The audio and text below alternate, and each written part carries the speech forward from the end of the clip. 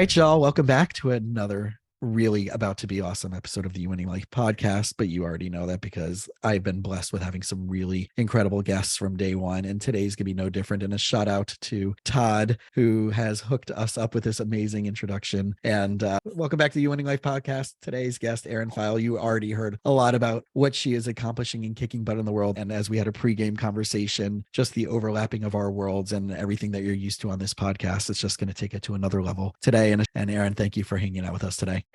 Hey. What's up? What's going on?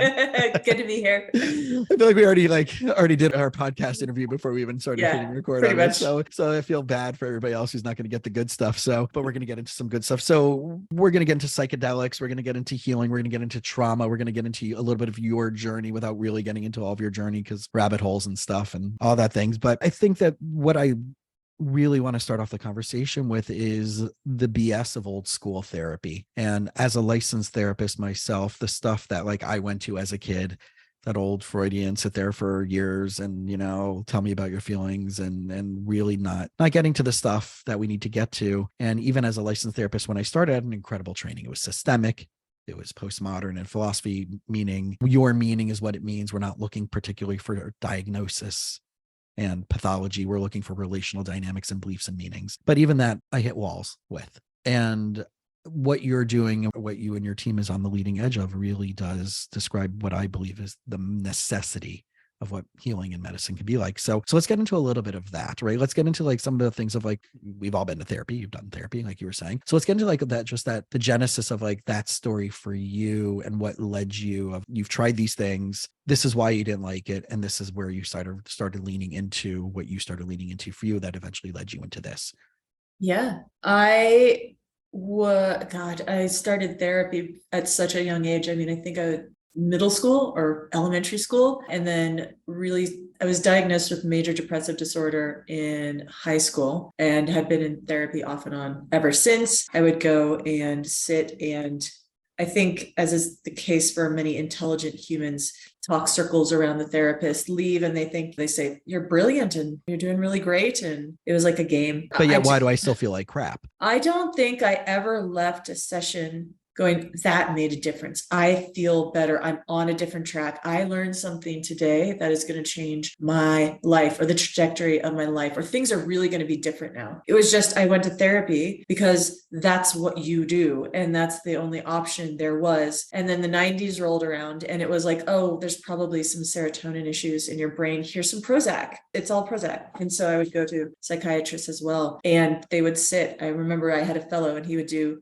12-minute consults, and you'd talk for 2 minutes and he'd go, here's my recommended pill for the next 3 months. Come back and that will be $800 and I will see you again in 3 months and we'll do it. And it was ineffective. And yet it was all that existed. It was all that I knew. There were no alternatives that I knew of and that I grew up with. And so if you fast forward, I ended up, after getting a psychology degree in undergrad, I ended up going in a different direction and started a web company and built a web consulting agency, ran that for about 16, 17 years. And in the last 5 years, I knew I wanted to do something different. Didn't know what it was going to be. Ended up in a lot of turmoil, getting chronic mystery pain that no doctor could figure out, more depression, more anxiety, because I didn't know what was happening. And then the doctors and it just, nothing worked. I'd go to more therapy and I'd sit in more offices and it was just nothing worked. And so that was when it was one of those, there has to be a better way. I have to figure something out.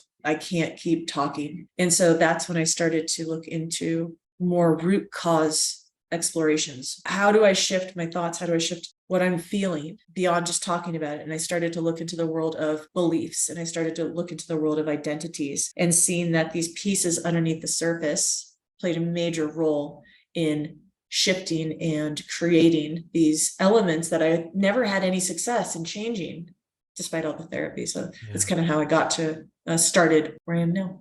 Yeah. So, and I know that with the background that you've done, both for yourself and professionally, the trainings and the certifications and stuff like that, that there's developmental stages of people. And this is something that you and I, pre-gamed about. And I think it's such a timely and important topic that there are stuff that we're going to get into in any aspect of our life that we developmentally might grow out of, but that served us at a particular time and particular place, and that's okay, right? So Mhm. for me, like, I was so excited when I took my hypnosis training, and the professor, Dr. Douglas Flemons, was one of the people who helped found my family therapy program at Nova in Fort Lauderdale. And he was like the guru of like, and he's such an amazing person. And it was like this thing of like, oh my God, I'm going to take Douglas's hypnosis certification course for a week, and it's 40 hours or whatever hours it was. It was a big deal, right? And that was like the talk of, if you're taking that and you're into that, that's like kind of like a special deal in our program. And it wasn't part of the curriculum. And I remember at that stage, I'm like, oh my God, this is amazing. Because like that was the threshold and ceiling of all the Ericksonian stuff and the mindset, and NLP came out of that in a different world. But that's what I thought was, I'm going to be able to handle everything that comes into my office now. And I was able to do so much for it. But what I was finding and hitting the wall with, I'm like, oh my God, this takes a long time. Now, it wasn't like 35 sessions of like just talk therapy, but it was still shortening the time, but I still felt impatient with it. Mm-hmm. And even though it was working, but it still wasn't like, I wasn't getting, now, of course, like it takes you years to master anything. So, I had to honor that too, but it just wasn't getting me to where I needed to go. And I'm realizing like, oh, well, that might be his thing, right? Douglas is the hypnosis guy. Maybe I'm realizing for my own ego that like, I wanted to be like accepted and liked and whatever. So I did the training and it was like really cool. And I became like, but maybe that's not what I need to be doing with my clients. And I didn't even realize what else was out there, but it opened the door to a new window of hypnosis is pretty much like clinically accepted and universally accepted. I didn't even know all these other things existed.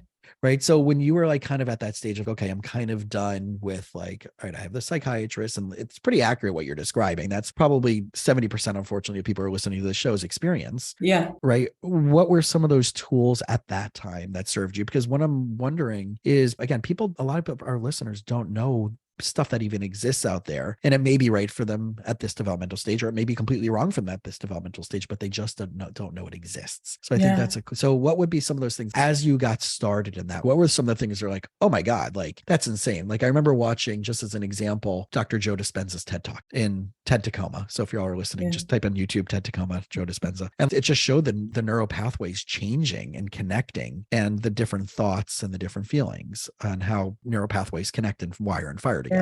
And seeing that on a video, I'm like, oh, that's what we're doing with neuroemotional technique. Right. And that just opened up. Okay. So now there's that rabbit hole. So what were some of those things for you at that, like each of those developmental stages that kind of like showed up for you, helped, and then you moved on, and then this showed up for you and that helped? What were those different things and those different things you got out of it? And what helped indicate that you were ready to move on to something else?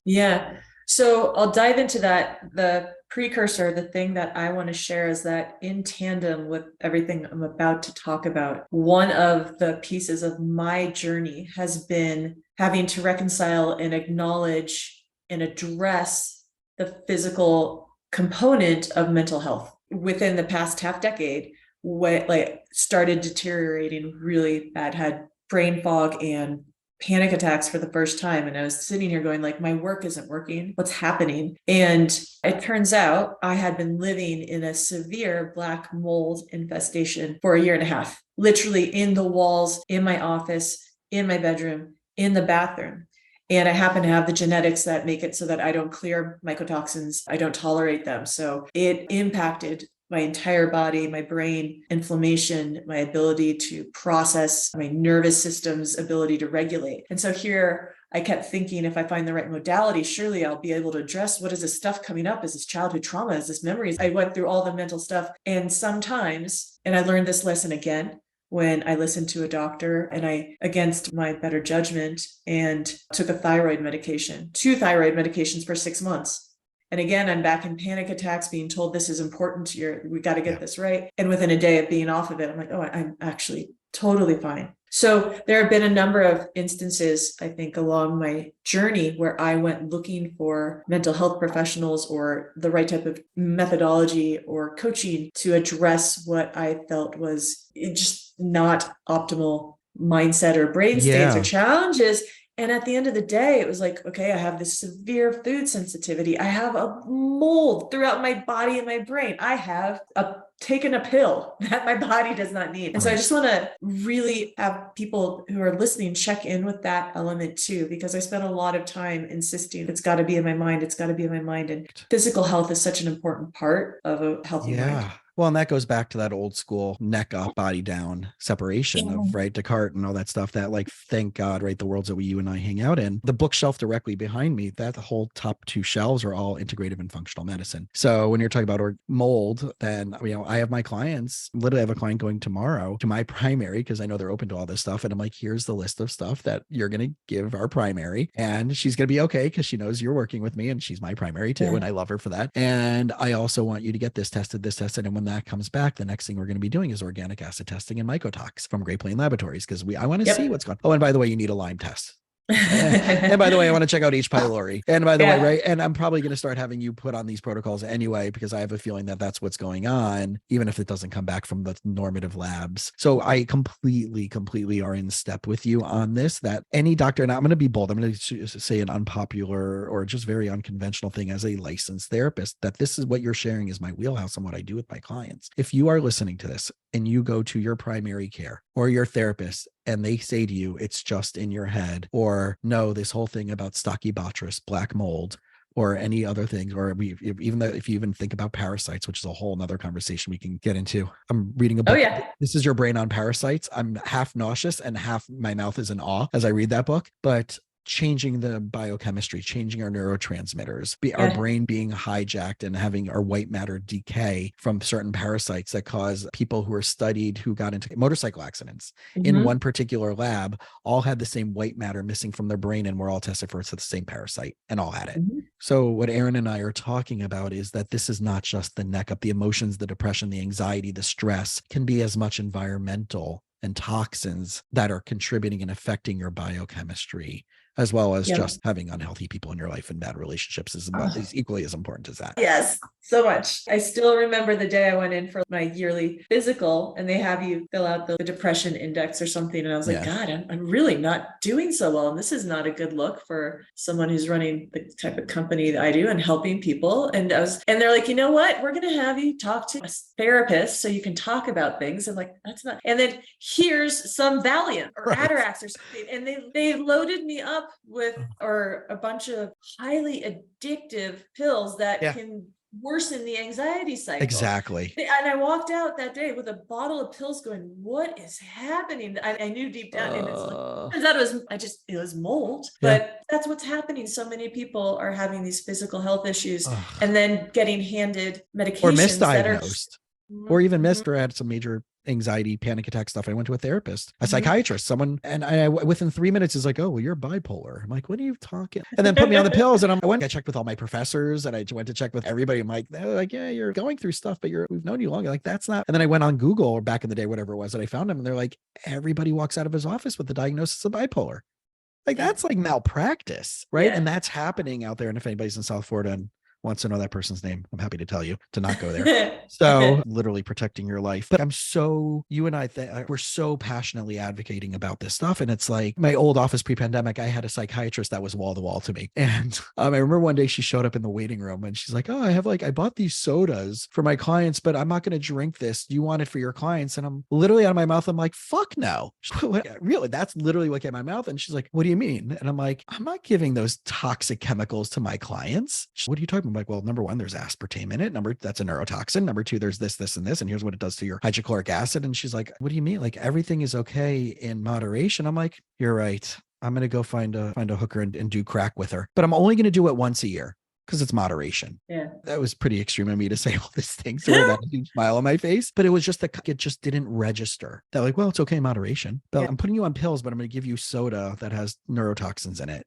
But I'm going to put you on pills right. So the disconnect is so ridiculous. And again, obviously there's medication that there's a time and a place for, and right. And I'm not anti-psychiatric medication. There's amazing clinical professionals out there, but the model has shifted.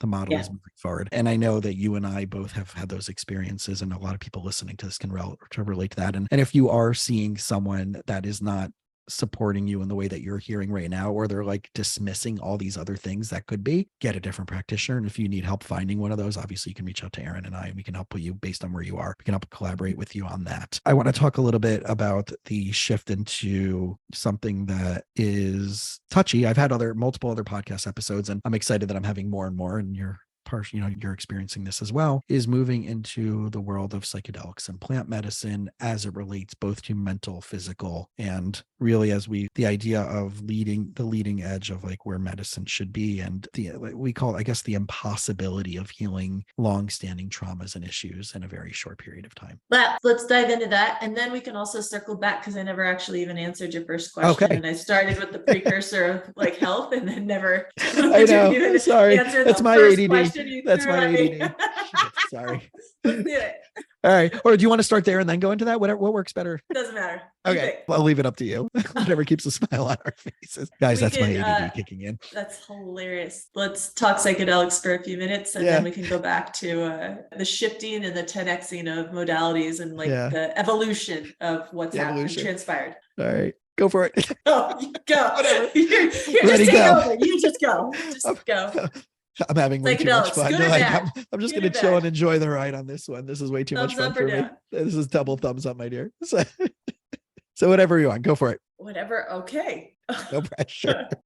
I'm just so grateful for what's been happening in the world of psychedelics, and watching the transformation that's occurred just in the past year has been mind-blowing. It's been so extraordinary, and the conversations being had with people, say 5 years ago, it was still like, oh, what do you mean? And so much misinformation and assumptions. And now I feel like every third person is like, so when I ran my web agency, when I started, people didn't even have, way back in the day, people didn't even have emails, right? My clients were like, can you send me the invoice in a letter and we'll talk over rotary phone and shit like that. And yet, as time went on, things shifted. I had a really good story for this.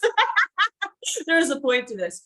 It just, the transformation within the industry. Oh, yeah. I just remember there came a point when we were building websites and doing consulting, and we'd laugh because we're like, every client has some nephew that does websites, or their best friend from high school does websites. So we need a proposal. And just by the way, we're also considering our nephew. And I feel like psychedelics has rapidly entered that world where you talk to someone and you explore what they know, and they're like, oh yeah, no. My best friend's cousin sells mushroom chocolates, or my doctor does ketamine. And it's like everybody knows somebody now, and it's so commonplace. It's amazing. And the work is actually trying to untangle the misperceptions and the misunderstandings and the assumptions that people have that, I did 200 milligrams of psilocybin once, and so I'm good. I've done all the psychedelics. It's interesting how the conversations have changed so quickly in the past year. Yeah. And even myself as a person who was like, grew up on DARE, right? The whole DARE campaign, right? In the 80s. Oh my God. All the coloring contests and first prize. This is your brain, right? The omelet commercial. This is your brain on drugs, right? All that stuff. And thank you, Nancy Reagan. That's all your fault, right? But it's interesting. If you watch the documentary, the MAP, Change Your Mind documentary, and you had, Michael Pollan, but Nixon's secretary, chief of staff pretty much says straight up, there was two ways for us to really control things. We were going against the hippies, and we were going against the poor Black community. One community was doing crack cocaine and heroin, and the other community was doing psychedelics. So we can nail two in one with making all this illegal and making this criminal and making them the enemy, and they're destroying society. And we basically manipulated that. Like, that's verbatim what his chief of staff said in these interviews. So we know the politics, we know the other stuff like that. And I grew up kind of in that world of, family medicine, and family members are like published and well-known doctors in the psychiatric world. And remember, I was at a friend's bar mitzvah party. They just like went out to the golf course to smoke cigarettes, and like how upset and distraught I was over like my close friends doing that. And then even more so, like, oh my God, like you're a podcast. I get it, like at a Dave show, or you're going to fish and whatever, someone smokes a joint. But it wasn't until I was like 31 for the first time I smoked. And it was in a spiritual healing thing. It wasn't like, I'm just going to smoke together. It was like, to let me process through some stuff. But just that shift, like you're saying, is so magical, where literally, I don't know if I have one client, as well as like the 30 young professionals that I spoke for last night at a community organization, that literally now knows that I am not only a big supporter of all this, but I also microdose myself. And I just finished my first 3-month protocol. And I think the normative of this is so powerful and profound, like you're saying, that it does make it less threatening, less scary. You're hearing people have amazing healing transformations, both emotionally. And then I have two good friends that had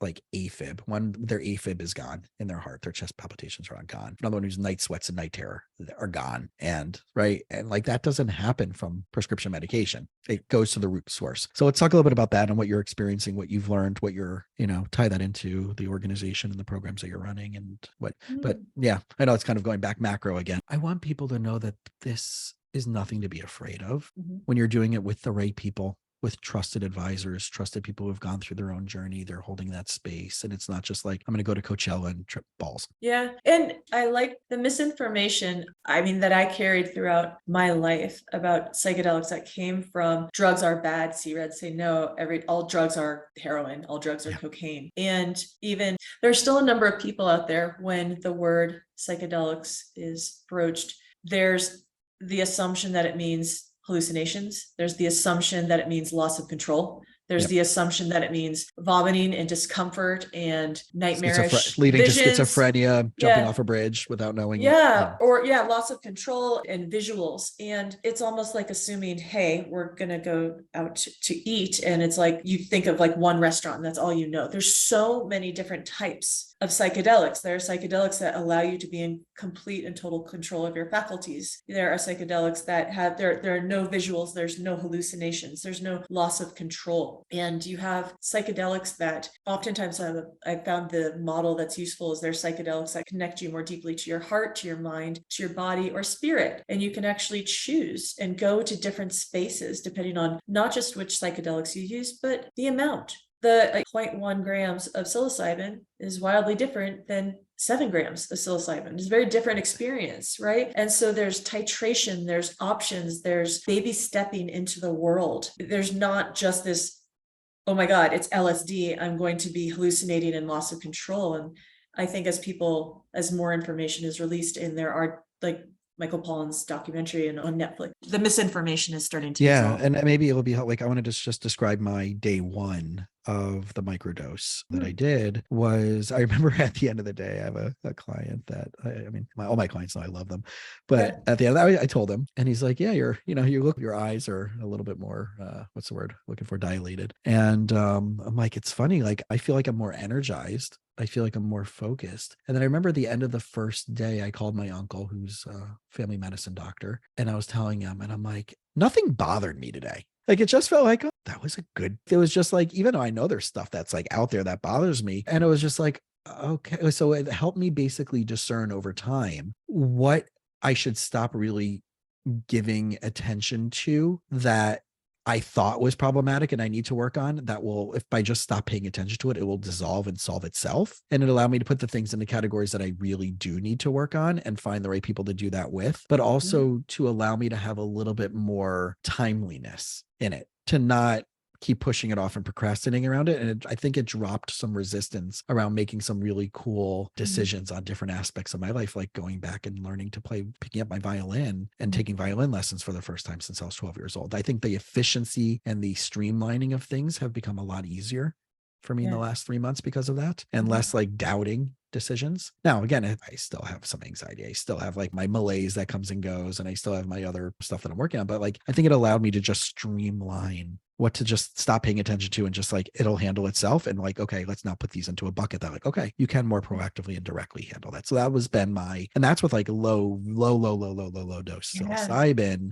for 4 days on, 3 days off, the Paul Stamets, I think it's the Stamets protocol. But so going back to what you were saying, like, I think that the fear, and I wasn't high, I wasn't blitzed out, I just felt the way I normally feel, just something felt better. So taking it back to your experiencing, and when you were moving from, was there anything where there's a time where you're like, okay, I'm ready to try this. This is something that I want to do for me. And yeah, I think there was a moment, and this is also coming from, to paint the picture, I was the straightest edge of the straightest edge, like X on the hands, San Francisco. To this day, I've never had a glass of wine. I've never drank a beer. I've never smoked a cigarette. I've never smoked a joint. Like, I was told, I think the anti-drug, it worked. It worked on me. I was that kid in the background going like, I don't want my brain to look like that egg. And I was a rule follower. And then when they threw me on Prozac, when I was in high school and college, they were very adamant that you don't mix this with alcohol. big trouble. And I wanted to be like the good kid so bad that I was like, if I get the straight A's and I don't do the drugs, and that was part of my identity, was like the good kid. And I took that into adulthood. And so there came a day though, when I was like, I'm doing all the things. I'm going to the therapy and I'm eating this crazy anti-inflammation diet and I'm exercising and I'm reading the self-help books, and this isn't working. And I had been introduced and invited to an opportunity to explore psychedelics by some people, I think maybe 6-8 months earlier. And it was such a hard no. I was fully in the identity of, I don't do that. I'm not that type of person. And there was a day when I was laying in bed going, something needs to change. Perhaps this could be a step in that direction. And it was after exhausting a lot of the clinical traditional routes and going, it's not working for me, that I was able to open my mind and go, you know what, if this is a tool and it's impacting lives the way that I've been hearing and researching, then I owe it to myself to give it a shot. And with my first psychedelic experience, I remember I was not even an hour or 2 hours in, and I had the felt experience of gratitude for the first time. My entire life, I had been raised to be like, you need to be grateful. You don't know how good you have it. How grateful are you? I'm so grateful. Thank you. Thank you for everything. I'm great. It was cerebral. Like yeah. Forced. It was fully cerebral. And then, the whole positive psychology movement came out and Sean Acor, and it was like, you need to focus and have your gratitude journal. And I remember like, if I keep a gratitude journal for a year, it'll literally change my brain. It'll change my brain, just like all the meditation I need to be doing. And I think I kept it I was like at month 6. And I remember opening it one day, and it was the most homeworky, cerebral experience of, I was literally writing down, I'm grateful for the roof over my head. I'm grateful for the clean water that I drink. I'm grateful for my good friends. And it did nothing. It was writing words. And so fast forward, and here I was having my first psychedelic experience, not knowing what to expect. And it allowed me to start rebuilding the bridge between my mind and my body, my mind and my emotions, and actually having the felt experiences that I had been so numb to from antidepressants for 25 years, that had completely numbed my ability to feel and know what I was actually experiencing. And so I remember sitting there in tears, crying, go, oh my God, this is gratitude. I'm in my mid-30s, and this is the first time I feel like I've really felt it and been able to experience it. And so that's when I said, I think there's something here for me. Yeah. I couldn't pay for this. There's no book I could have read. There's no therapy session I could have gone to that would have just had me had this felt experience. Yeah. And it sounds like, and the way I'm experiencing and the way I'm seeing it, especially with those who have gone way further down the rabbit hole than I've gone yet, is these are in the span of a couple of days that one, not only the insight, but two, the actual physiological shifting is happening, right? Like I said, like the AFib is gone in one of my friends, and night sweats, and right, amongst other things, right? But I'm just seeing so much between like where I know like I have this really amazing tool, neuroemotional technique, and I'm a pretty decent therapist, but like thank God I have these really amazing tools, and I love coupling it with, okay, so I have a client who went to an ayahuasca retreat, and I want you to come back and now let's process everything that came up for the retreat and let's do NET with that, right? Yeah. So that's really where I'm playing at that level. And I think so. Walking from what you realize you had this, right, that business, and now you have this, you went from the websites and all those other things, and now you have this really awesome thing called MindFix. Yeah.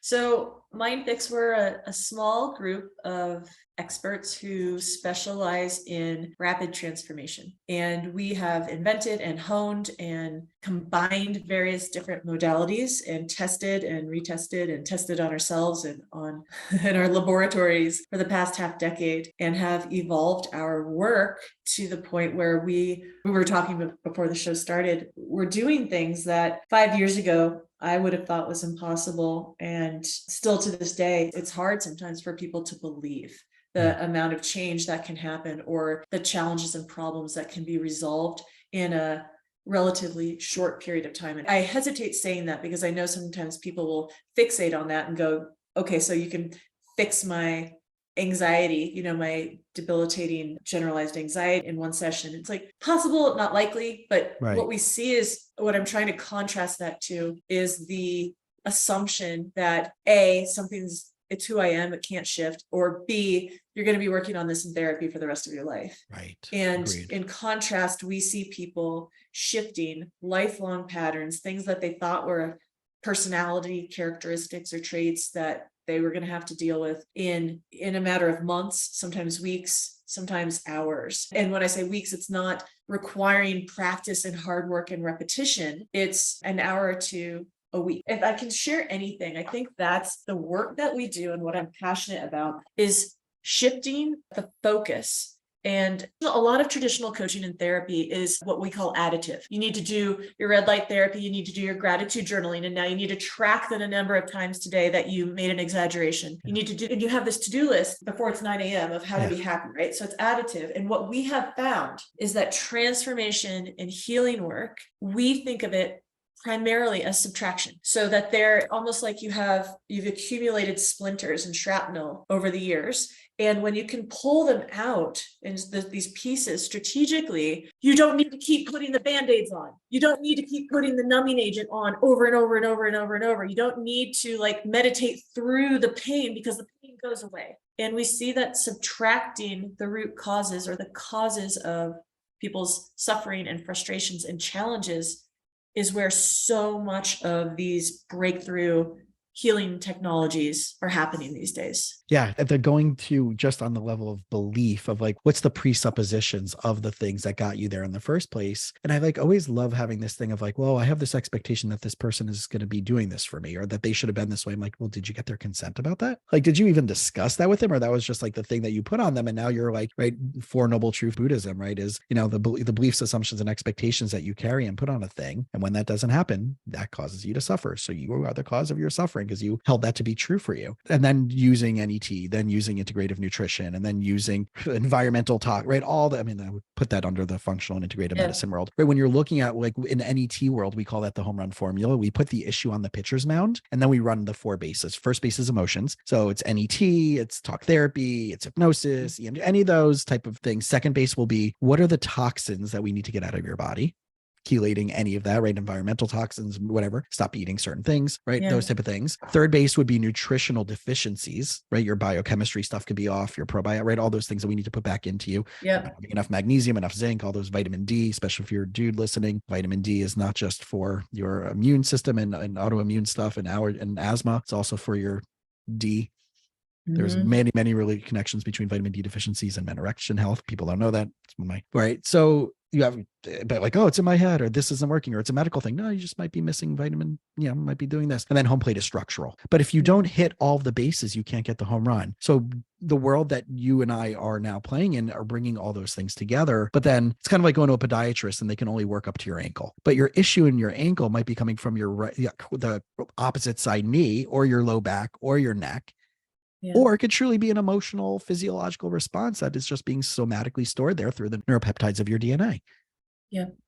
When you say structural, what are you referring to? So chiropractic, physical therapy, acupuncture, body doc, right? The body doc. Got it. But again, you can go to a body doc, and I love, this is why NET, it came out of chiropractic, and you would have the subluxation person going over and over and over again for the same thing, and it's not getting better. And that's where like Dr. Walker kind of is like, oh, there's an emotional component to this. Let's figure out what the emotional thing is. That's where the muscle testing and the meridians come in, and we can get to the somatic experience of it. And then all of a sudden the subluxation holds. Or I have a client with a long-term shoulder issue, surgery, PT, rehab, 3 years later, still wearing a sling, literally a 13-minute session.